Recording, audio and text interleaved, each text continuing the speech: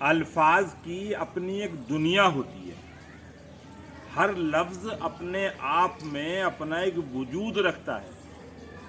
چنانچہ کچھ الفاظ حکومت کرتے ہیں، کچھ الفاظ غلامی کرتے ہیں، کچھ الفاظ وار کرتے ہیں، یعنی الفاظ اپنا مکمل وجود رکھتے ہیں۔ ایک بڑے فلسفی کا کہنا ہے کہ جب میں نے الفاظ کو سمجھ کر پڑھنا شروع کیا تو میں اس نتیجے پر پہنچا کہ الفاظ صرف معنی ہی نہیں بتاتے، یعنی الفاظ کے صرف معنی ہی نہیں ہوتے بلکہ ان کے دانت بھی ہوتے ہیں جو کاٹ لیتے ہیں، اور الفاظ کے کاٹ کا اثر وہ جسم پر نہیں بلکہ روح پر پڑتا ہے، روح چھلنی ہو جاتی ہے۔ اور الفاظ کے پیر ہوتے ہیں جو آدمی کو ٹھوکر لگانے کا کام کرتے ہیں، الفاظ کے ہاتھ ہوتے ہیں جو آدمی کی آبرو کے گریبان کو تار تار کر دیتے ہیں، اور اگر اللہ نہ کرے ان الفاظ کو آدمی لہجے کا اسلحہ پکڑا دے تو پھر آدمی کے جو ہے الفاظ میں لہجے کا جب اسلحہ آ جاتا ہے تو پھر وہ آدمی کی روح کو چھلنی کر دیتے ہیں۔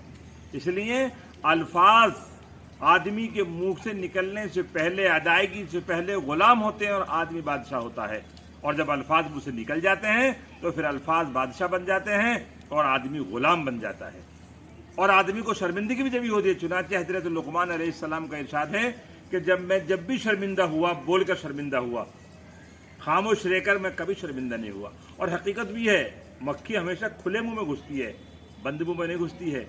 الفاظ کی ایک اپنی دنیا ہوتی ہے، الفاظ کی وجہ سے محبتیں عام ہو جاتی ہیں، الفاظ دشمنی میں تبدیل کرا دیتے ہیں، الفاظ اجنبی کو اپنا بنا دیتے ہیں، الفاظ اپنوں کو اجنبی بنا دیتے ہیں۔ کیوں؟ الفاظ کی وجہ سے۔ الفاظ کی بڑی تاثیر ہوتی ہے۔ چنانچہ حضرت بہت بڑا بادشاہ گزرا محمود غزنوی کے بارے میں آتا ہے کہ حضرت محمود غزنوی نے اپنے وزیر حضرت ایاز سے کہا کہ میں یہ چاہتا ہوں یہ انگوٹھی لو اور اس انگوٹھی پر آپ ایسی بات لکھو، اگر میں خوشی میں پڑھوں تو مجھے غم ہو جائے اور میں غم میں پڑھوں تو میں غم سے نکل کر خوشی میں آ جاؤں، لیکن شرط یہ کہ لفظ ایک ہی ہونا چاہیے۔ ایاز نے اس انگوٹھی پر لکھا یہ وقت بھی گزر جائے گا، اگر آپ خوش ہیں تو زیادہ خوش مت ہوئیے، کالر سیدھا مت کیجئے، یہ وقت ہمیشہ نہیں رہے گا، یہ وقت بھی گزر جائے گا، اور اگر آپ غم میں ڈوبے ہوئے ہیں، حالات نے چور چور کر دیا ہے، کہیں سے امید کی کرن نظر نہیں آ رہی، تو آپ نا امید مت ہوئیے، یہ وقت بھی گزر جائے گا۔ تو دیکھا آپ نے ایک لفظ کی تاثیر سے آدمی کیسا باہمت ہو گیا اور کیسے مایوسی سے امید کے کنارے پر آ لگا۔ چنانچہ ایک بڑھیا کے بارے میں لکھا کہ بڑھیا سفر کر رہی تھی، وہ سو گئی، اس کا سامان چوری ہو گیا، صبح کو وہ بادشاہ کے پاس پہنچی اور کہا حضور میرا سامان چوری ہو گیا، میں سو رہی تھی، میرا سامان واپس دلا دیجئے۔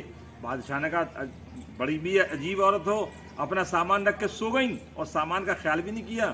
اس بوڑھی عورت نے کہا حضور میں تو یہ سمجھ کر سو گئی تھی کہ میں ہی تو سو رہی ہوں، میرا بادشاہ تو جاگ ہی رہا ہے۔ بس بادشاہ کے دل میں بات لگ گئی کہ رعایا کا اور پبلک کا میرے تعلق سے یہ یقین ہے کہ بادشاہ جاگتا ہے تو عوام کے سونے سے ملک میں نقصان نہیں ہوتا۔ ایک بوڑھی عورت کے ایک لفظ نے تاریخ کو بدل کے رکھ دیا۔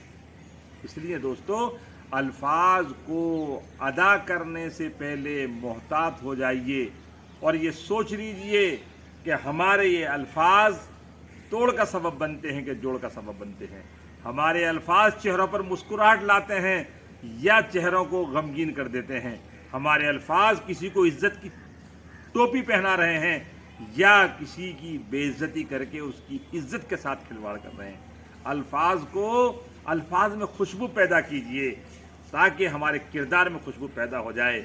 الفاظوں کے بادشاہ بن جائیے تاکہ یہ لوگ آپ کے الفاظ کو سننے کو ترسیں، بلکہ تمنا کریں کاش یہ اور کچھ بولیں تو ہم اور کچھ سیکھنے والے بن جائیں۔ اللہ تعالی ہمیں الفاظ کو صحیح استعمال کرنے کی توفیق نصیب